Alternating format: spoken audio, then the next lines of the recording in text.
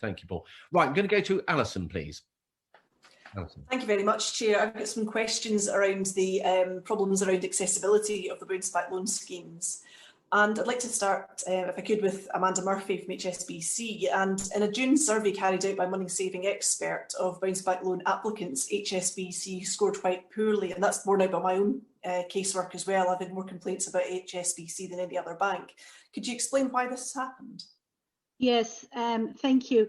As one of the very few banks that remained open, not just to our existing customers, but to other banks' customers as well, we were simply inundated with requests throughout the process. At one point, there were over 10,000 requests per day coming in.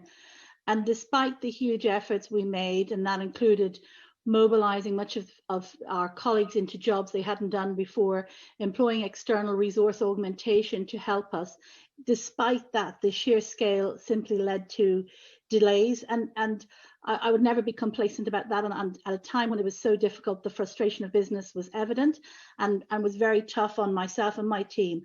But in the context, and I do have to bring us back to the context, we've let more than 223,000 bounce back loans, and the vast majority of those received those loans within 48 hours of returning their assigned letter.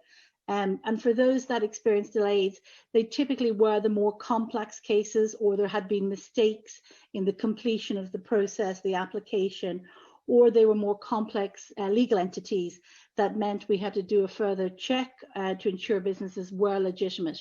And I think one of the things that is always a balance is the balance between accessibility of funds and the speed and pace at which we make these available, but also protecting not just HSBC, but protecting the industry and the taxpayers from potential risk down the track.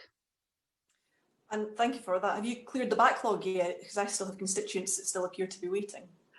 I still have approximately 3,000 customers. As of Friday, I had 3,000 companies who were banking with other banks who wanted to open bank accounts with us that we were still working our way through and to provide them access with loans.